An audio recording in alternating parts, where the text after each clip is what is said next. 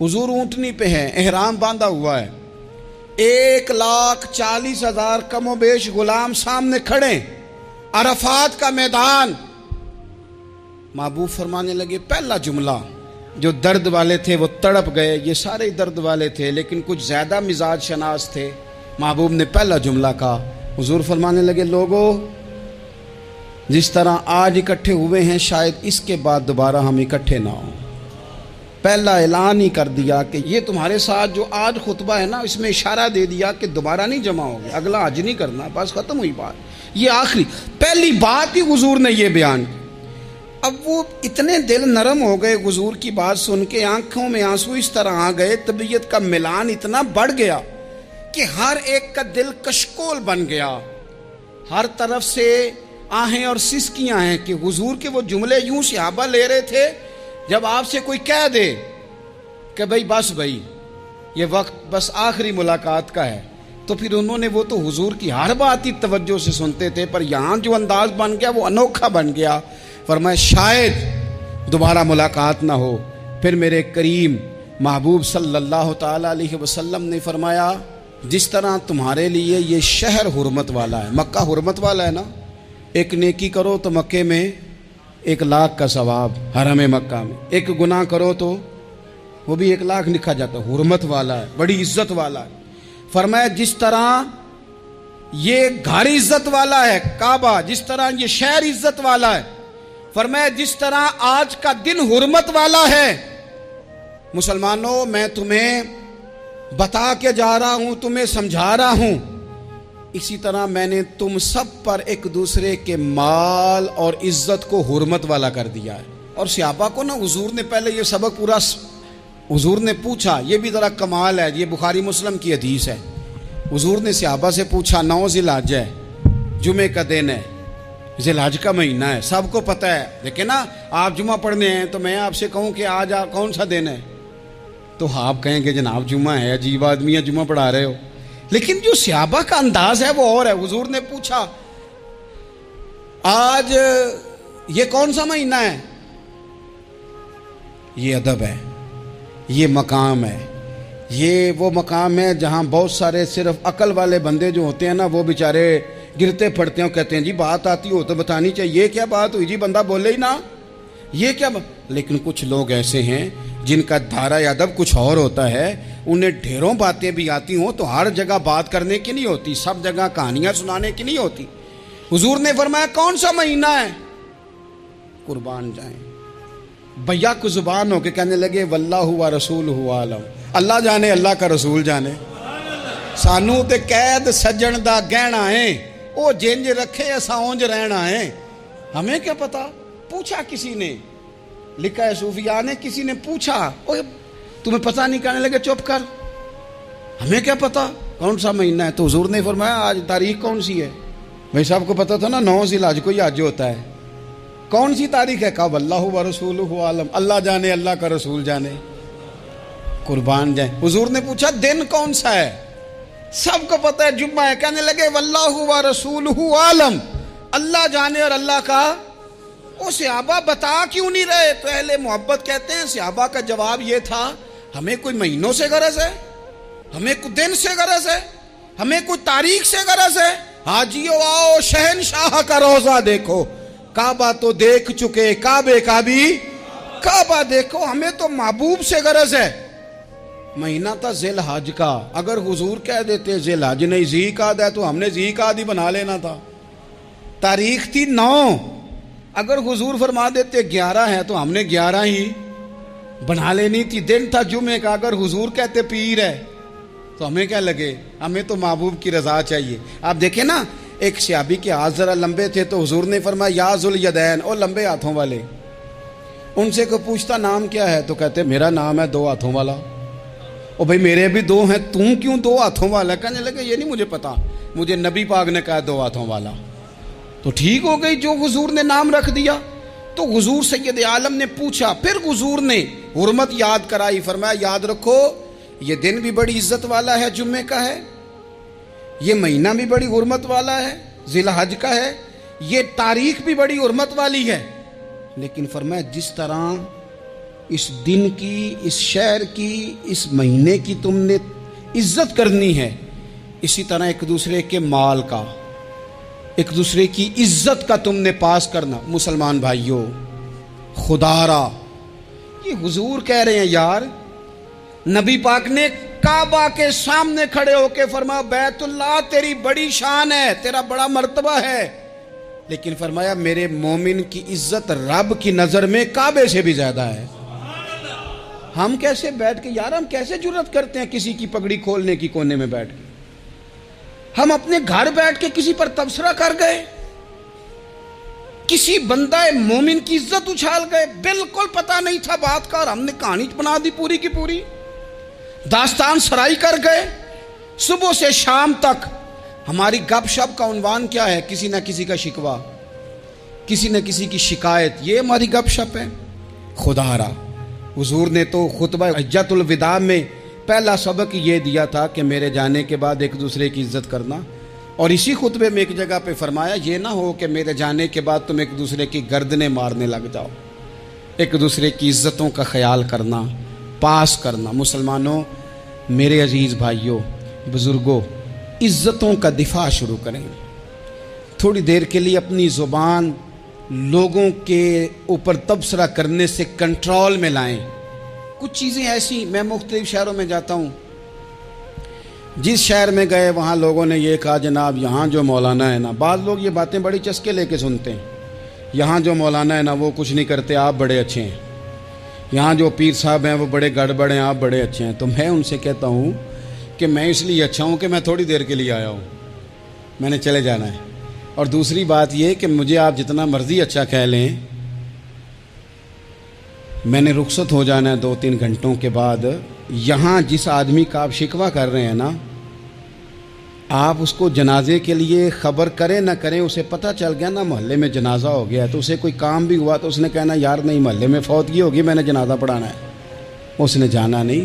تو کمزوریاں تو سب جگہ ہوتی ہیں، لیکن ان کمزوریوں کی وجہ سے آپس میں بغض پیدا کر لیا جائے گا، اور پھر کمال بات ہے نا کہ اپنی ساری کمزوریوں سمیت اپنے آپ سے پیار ہے، اپنے آپ سے محبت ہے، اور دوسرے کی ایک کا پتہ چل جائے تو ہمیں گھن آنے لگ جاتی۔ تو حضور نے خطبہ حجۃ الوداع کے موقع پر یہ بات ارشاد فرمائی۔ دوسرا حضور نے فرمایا لوگوں یاد رکھنا، یہ خطبہ حجۃ الوداع میں نبی پاک نے فرمایا، یہ حضور خطبہ دے رہے ہیں، اور اس وقت دے رہے ہیں جب حضور صحابہ کو بتا چکے ہیں کہ یہ آخری ملاقات ہے، جو دور دراز سے آئے ہیں ان کو بتایا ہے کہ یہ میری تمہاری جو مجلس ہے، جو محفل ہے، جو تم سے بات ہو رہی ہے، یہ آخری ہے۔ محبوب فرمانے لگے لوگوں یاد رکھنا قیامت قائم ہوگی۔ ان جملوں کا حسن ملاحظہ کر لیں۔ فرمایا قیامت قائم ہوگی، تم اپنے رب سے ملاقات کرو گے، اور فرمایا تمہارا رب تم سے تمہارے اعمال کے بارے میں پوچھے گا۔ یہ خطبہ حجۃ الوداع میں کریم نے فرمایا۔ صبح تم اٹھے، کیا عمل کیا؟ اللہ پوچھے گا۔ کسی سے ملاقات ہوئی، طرز کیا تھی، سوچ کیا تھی؟ اللہ پوچھے گا۔ لین دین میں کیا معاملات تھے، تمہارے اعمال کے، اللہ سے ملاقات ہوگی، وہ کھڑا کر کے پوچھے گا۔ اور حدیث میں کئی جگہ پہ حضور نے فرمایا وہ تم سے سوال کرے گا، تمہیں جواب دینا ہے۔ میرے عزیز بھائیوں، تیار رہنا چاہیے، تیار۔ ہم نا منت کرتے ہیں آخری دن ہو نا، تنخواہ دار لوگ کہتے ہیں یار یہ آخری ایام چل رہے ہیں، کوئی خرچہ نہ بتاؤ، اس لیے کہ حساب کے متھے لگنا ہے۔ آخری دنوں میں، بجٹ کے دنوں میں لوگ پریشان ہوتے ہیں کہ حساب دینا ہے۔ جب رب سے ملاقات کریں گے اور وہ حساب مانگے گا، کتنا مشکل کام ہے۔ اور ایک مقام پہ حضور نے فرمایا جس سے اللہ نے حساب مانگا وہ تو الجھ گیا، دعا کرو وہ حساب مانگے ہی نہ، بے حساب ہی بخشش فرما دے۔ نبی پاک صلی اللہ تعالیٰ علیہ وآلہ وسلم نے ارشاد فرمایا اسی خطبہ حجۃ الوداع میں، حضور فرمانے لگے سن لو، میں نے تم تک اللہ تعالیٰ کا پیغام پہنچا دیا ہے۔ اب جس شخص کے پاس امانت رکھی ہو اس پر لازم ہے کہ وہ امانت اس تک پہنچا دے جو اس کا مالک ہے۔ ہم بہت سارے لوگ ایسے ہوتے ہیں، ہمارے پاس امانتیں ہوتی ہیں، کچھ بھی نہ ہو تو کچھ لوگوں کے راز کی امانت ہوتی ہے، کچھ بھی نہ ہو تو کچھ لوگوں کی باتیں ہم تک پہنچ جاتی ہیں، وہ راز ہوتا ہے، وہ امانت ہوتی ہے۔ مجلس کی گفتگو بھی امانت ہے، لیکن ہم امانتوں کا خیال نہیں کرتے، خیانت ہو جاتی ہے۔ بہت محتاط ہو کر اپنی زندگی میں امانتوں کا خیال کیا جائے. یا ایھا الذین آمنوا لا تخونوا اللہ والرسول وتخونوا اماناتکم وانتم تعلمون.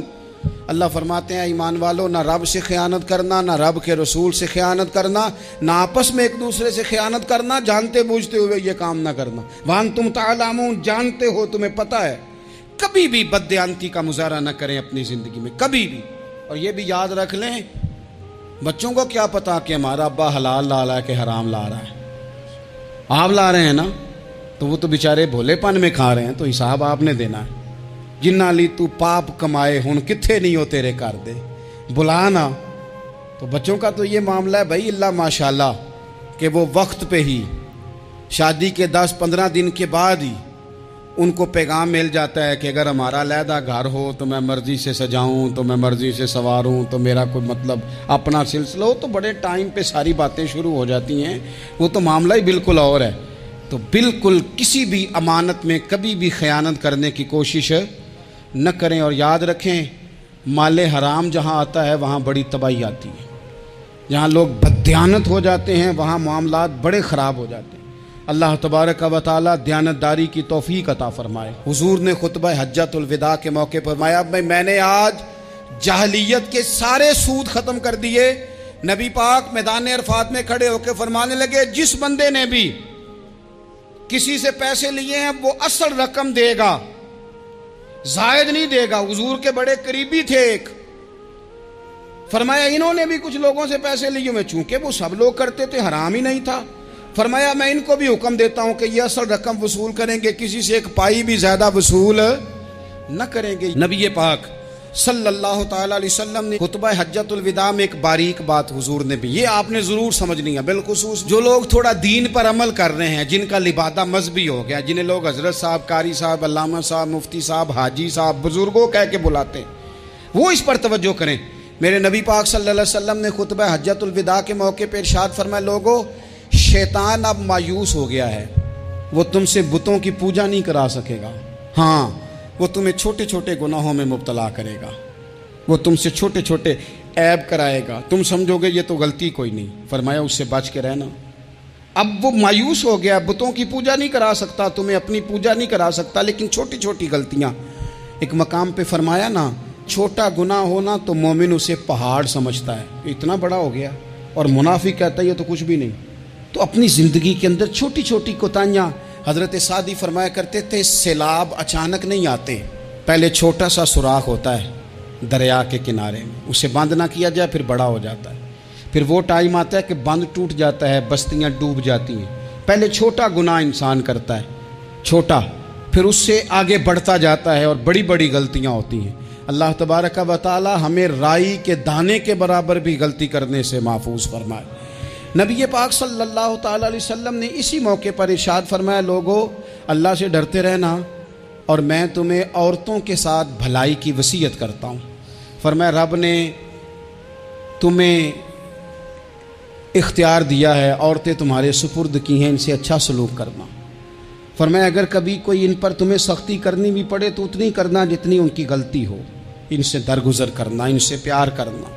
اسلام نے خاتون کو باقاعدہ حقوق دیے، باقاعدہ. صحیح بخاری میں حدیث ہے. یہ جو نوجوان ہیں، مطالعہ کرنے والے، پڑھنے سننے سمجھنے والے، یاد رکھا کریں ان چیزوں کو.